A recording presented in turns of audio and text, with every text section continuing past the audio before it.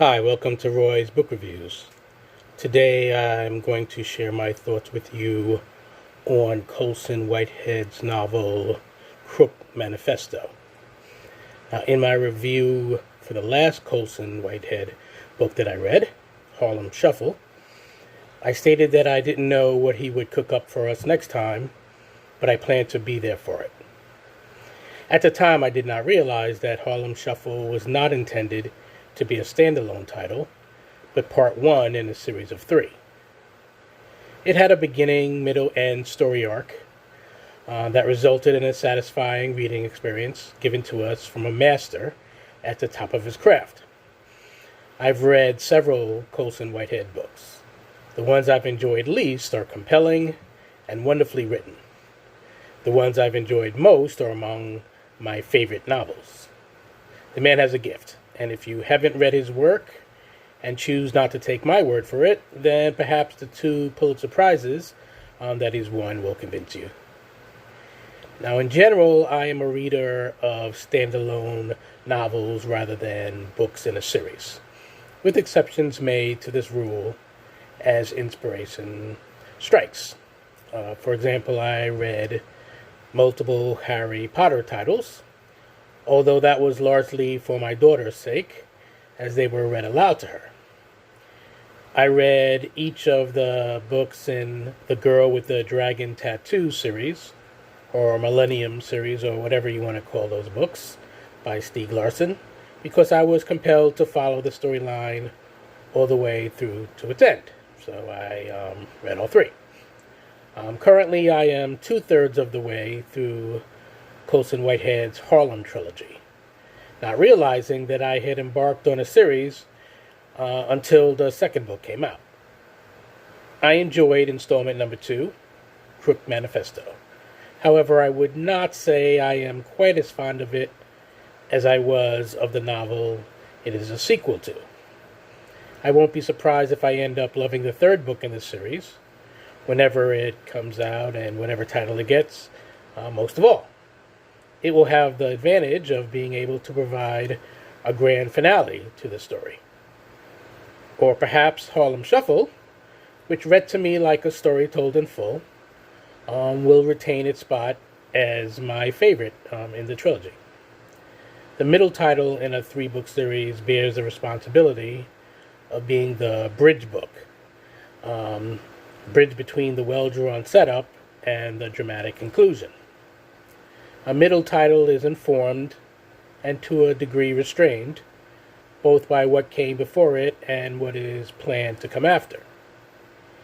If you are a reader like me who appreciates when a story that you've spent weeks reading feels completed as the final page is reached, then something will inevitably feel a little off about a story that wraps up with a to-be-continued type vibe.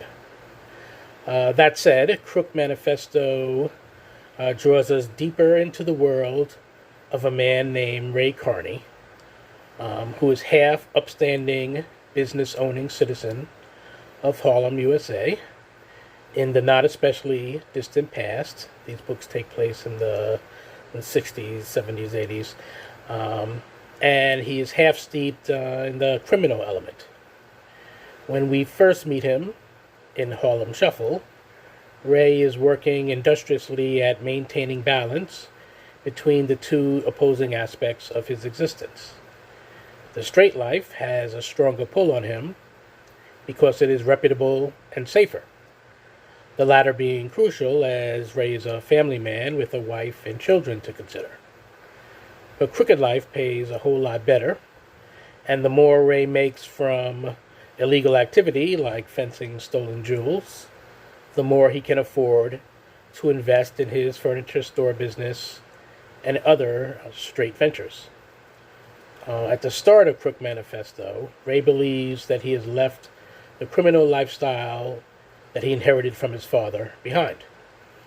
The crooked and straight are no longer an even split vying for his divided attention. He is a full-blown pillar of the community. But this phase comes to a rough end when he needs a favor. to acquire a pair of tickets to a Jackson 5 concert.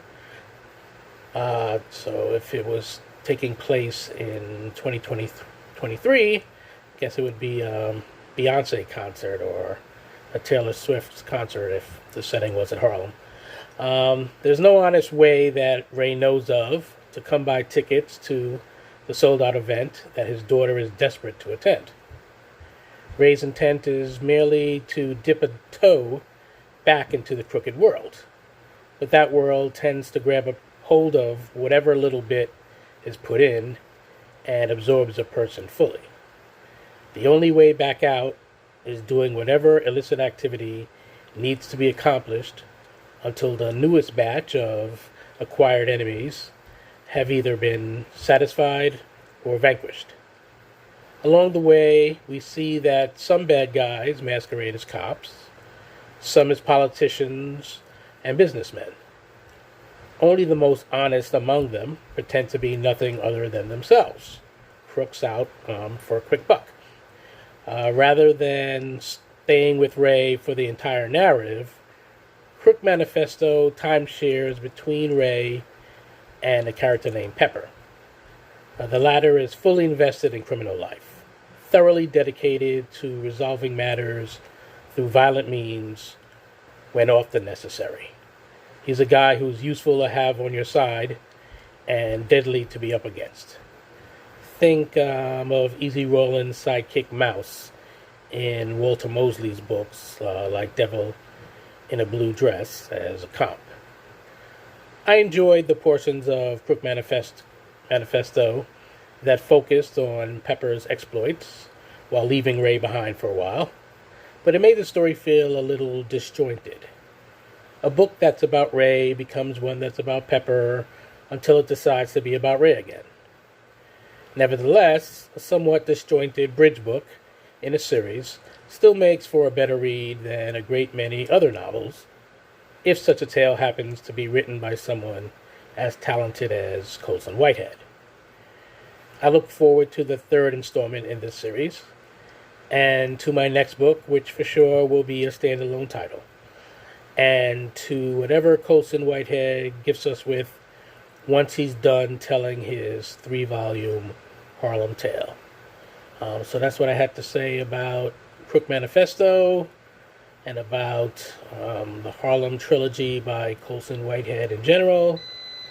I think you should check them out if you are a fan of crime novels, if you are a fan of stories that take place in Harlem and deal with mostly African American characters as the protagonist. The white guys tend to be either the crooked cops or something of that nature. So it is a world that I haven't encountered in many books, so it's very interesting for that reason. And of course, as I've said, Colson Whitehead is an incredible writer. You will find reviews here on this channel of quite a few of his books. One video is a compilation where I discuss 3 of them, and then the others are standalone book reviews such as this one. Anyway, I think that's about all I have to say for now. Until next time, this is Roy of Roy's Book Reviews saying happy reading.